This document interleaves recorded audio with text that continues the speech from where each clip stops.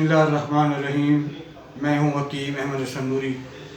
फ़ाबिआई आला रब्बिकुमा तुकज़्ज़िबान। तुम अल्लाह ताला की कौन कौन सी नेमतों को झुठलाओगे।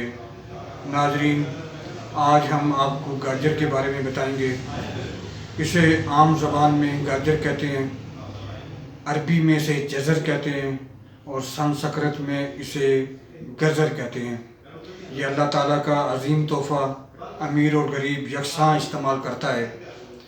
इसका हम सालन के तौर पे भी इस्तेमाल करते हैं, इसे हम फल के तौर पे भी इस्तेमाल करते हैं, इसका हम अचार बनाते हैं, इसका हम मुरब्बा इस्तेमाल करते हैं, इसका हम हलवा तैयार करते हैं।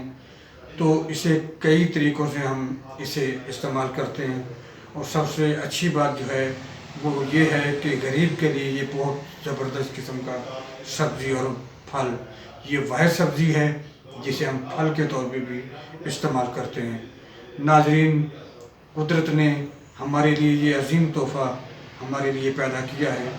इसमें शक्कर, नशास्ता, फौलाद, कैल्शियम, फास्फोरस के अलावा अल्लाह ताला ने इसके अंदर हयातीन अलिफ, बे और जीन यानी विटामिन ए, बी और सी रखे हैं, जो हमारे दिमाग, असाब और हड्डियों के लिए इंतहाई मुफीद हैं। उम्मीद है आपको हमारी ये वीडियो पसंद आएगी। इसका मिजाज आपको हम बता देते हैं कि गाजर का मिजाज गरम तर है।